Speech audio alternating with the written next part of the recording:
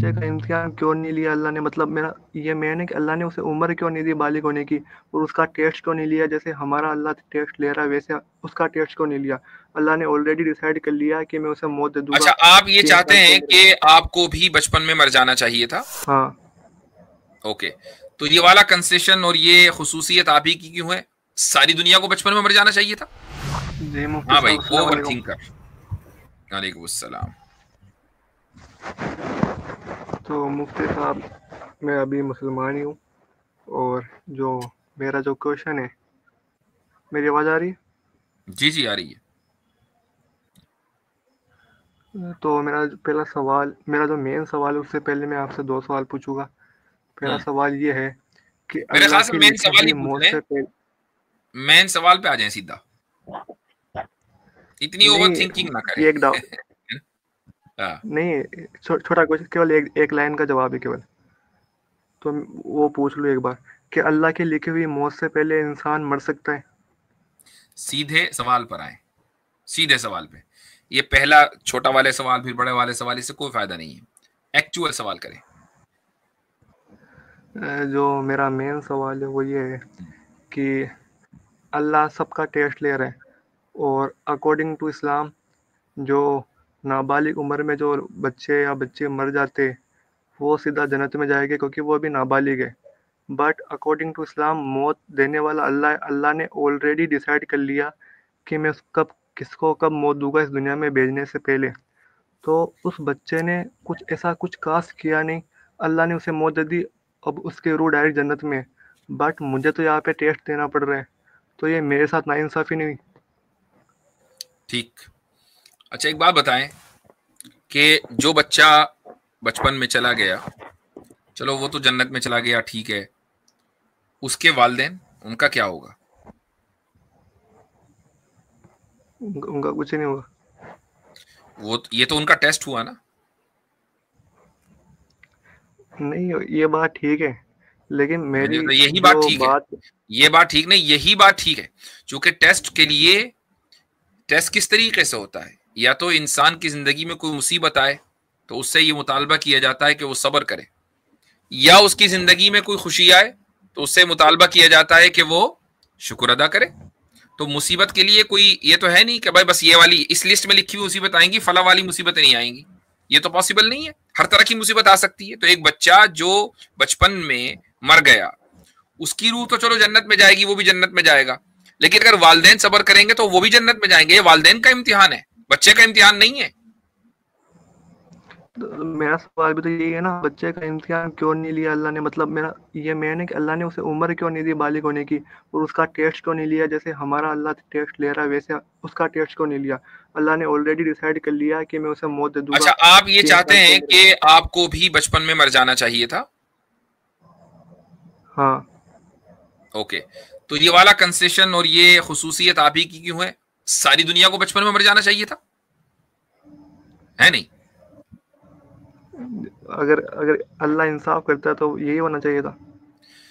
تو جب ساری دنیا بچپن ہی میں مر جاتی تو پیدا کیسے ہوتی بھائی؟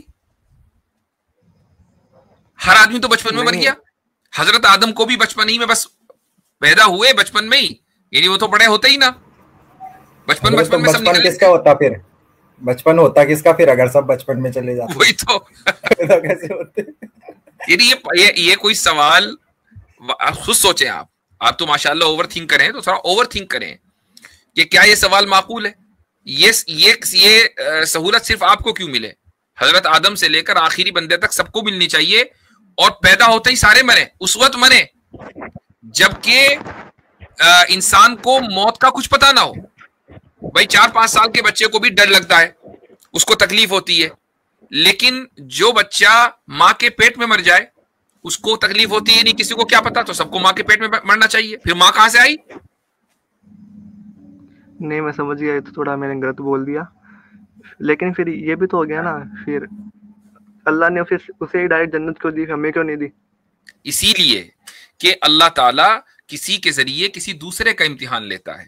جو بچے اس دنیا میں بچپن میں چلے جاتے ہیں ان کے ساتھ ناانصافی اس وقت ہوتی اگر ان کو جہنم میں ڈال دیا جاتا، ان کو تو بھیجا جنت میں، اور ان کی موت کے ذریعے اللہ تعالیٰ نے بڑوں کا امتحان لیا. اس بچے کے بڑے بھائی بہن ہوں گے تو ان کا امتحان ہے، اس کے خاندان والوں کا، اس کے ماں باپ کا، سب کا امتحان ہے. جی مطلب صحیح بات ہے آپ کی. اور مطلب یہ ہے کہ مطلب اللہ نے یہ روح بنائی تو مطلب ایک میری روح اور ایک اس بچے کی روح. اللہ نے اسے 3 سال کی عمر میں موت دے دی، اور اللہ نے کہا کہ اس روح کا، میری روح کا ٹیسٹ لوں گا میں، پھر یہ جنت میں جائے گا. تو یہ ہے میرا مین سوال کہ ہے نا، یہ تھوڑا بھید بھاؤ نہیں ہے کیا؟ مطلب ایک آفر میرے اس پاس کا جواب میں پہلے ہی دے چکا، اس کا جواب میں پہلے ہی دے چکا کہ آپ کے والدین کو اللہ تعالیٰ اس امتحان میں نہیں ڈالنا چاہتا تھا، ان کا امتحان دوسرے طریقے سے، اس لیے آپ زندہ رہے. جن کے بچے مر جاتے ہیں ان کا امتحان اس طریقے سے، اس لیے ان کے بچے مر جاتے ہیں. اگر آپ یہ کہیں کہ بھائی فلاں بچہ مر گیا، مجھے بھی جلدی جانا چاہیے تھا تاکہ میں سیدھا جنت میں جاتا، تو پھر یہ خصوصیت صرف آپ کو نہیں ہے، دنیا کے ہر آدمی کو ملنی چاہیے. ہاں مطلب والدین کا امتحان تو ہو گیا، یہ بات صحیح ہے، میں سمجھ گیا آپ کے بات اسٹارٹنگ میں، لیکن اس بچے کا تو امتحان نہیں ہوا نا. وہ ڈائریکٹ جنت میں کیسے چلا گیا؟ وہ تو غلط بات ہے نا. وہ امتحان کے لیے پیدا ہی نہیں کیا گیا تھا، وہ دوسرے کے امتحان کے لیے پیدا کیا گیا تھا. اب آپ یہ کہیں کہ میں کلاس روم میں ہوں، جس طریقے سے امتحان ہال میں میرا امتحان ہو رہا ہے، یہ جو امتحان کا پرچہ مجھے ملا ہے نا، اس کا بھی امتحان ہونا چاہیے. اور بھیا وہ تو امتحان کا پرچہ ہے، اس میں تو سوال لکھے ہوئے ہیں، اس کا امتحان کیوں ہوگا؟ جی ٹھیک ہے. اور میرا ایک سوال تھا کہ وہ میں نے پوچھا تھا نا آپ سے اسٹارٹنگ میں کہ اللہ کی لکھی ہوئی موت سے پہلے بھی انسان مر سکتا ہے کیا؟ اس کا کیا جواب ہے؟ اس کا جواب ہو گیا، اس کا جواب خود ہی ہو گیا، پاسبل نہیں ہے. مطلب یہ جو میں نے آپ سے یہ کوشچن پوچھا ہے نا، یہ سیم کوشچن میں نے نا علی رضا بھائی ہے نا، ایک سندھو علی رضا بھائی، اسلام اویکننگ، ان سے پوچھا تھا. انہوں نے کہا کہ ہے نا مطلب دنیاوی افراد کی وجہ سے اللہ کی لکھی ہوئی موت سے بھی پہلے بچے مرتے ہیں، لوگ مرتے ہیں، اس لیے جو مرڈر کرتا ہے تو اس کو سزا ملتی ہے. اس لیے مجھے آپ کی بات سے یہ یقین نہیں ہو رہا ہے کہ کوئی مسلمان یہ بات کہے گا، اس لیے میں اس کو ہاں یا نہ نہیں کر سکتا ہوں. مجھے مشکل لگتا ہے کہ ان کے بارے میں انہوں نے یہ بات کہی ہوگی. نہیں، یہ بات غلط ہے نا، لیکن اگر کسی نے بھی کہی ہو، اگر انہوں نے یا کسی نے، ویسے میں ایک بات بتا دوں کہ بعض معتزلہ کا یہی عقیدہ تھا.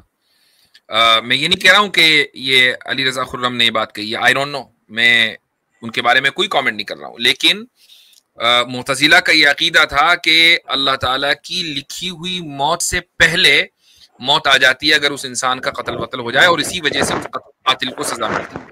تو یہ ایک تھیولوجیکل ایشو ہے، اس کو بہت پہلے اہل سنت والجماعت ریفیوٹ کر چکے ہیں، یہ عقیدہ غلط ہے. اور میرا ایک چھوٹا سوال اور تھا کہ مطلب دماغ میں آتا ہے کہ جیسے اگر آج میں کفر کے حالت میں مر جاؤں تو مجھے ہے نا قبر کا عذاب ہوگا قیامت تک، ہے نا؟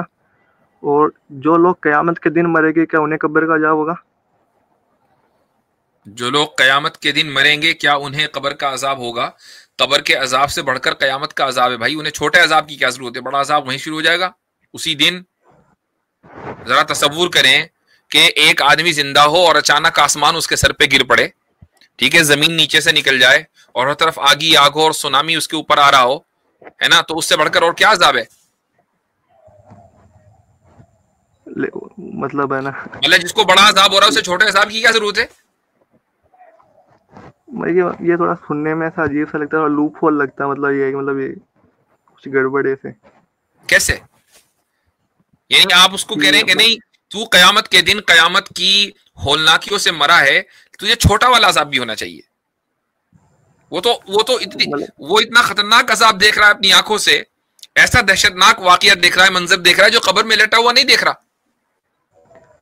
لیکن جو اکارڈنگ ٹو مطلب میں نے بیان میں سنا ہے کہ جب قیامت آئے گی، جب مطلب ان فرشتوں کا نام بھول گیا میں، جو سور پھونکے گے، مطلب کچھ پل سیکنڈ میں موت ہو جائے گی سب کی، تو وہ درد محسوس نہیں کرے گے. لیکن جو قبر کا عذاب، جیسے میں آج کوئی 1000 سال پہلے مر گیا. اچھا ایک چیز بتا، میں آپ سے پوچھتا ہوں، قبر کسے کہتے ہیں؟ اس گڑھے کو یا برزخ کی زندگی کو؟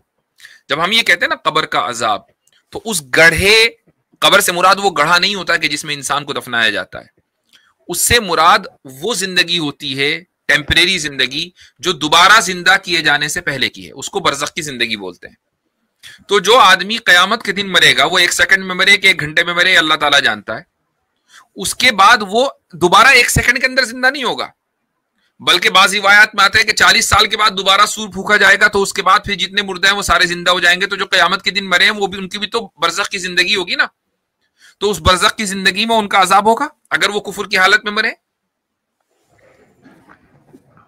یہ بھی میں سمجھ گیا. اور میں نا ایک سوال پلیز مجھے کرنا آپ سے، مطلب میں نے اس کے چلے اگلی بار کریے گا آپ، اگلی بار کریے گا آپ، ٹھیک ہے؟ اگلی بار آ جائیے گا انشاءاللہ.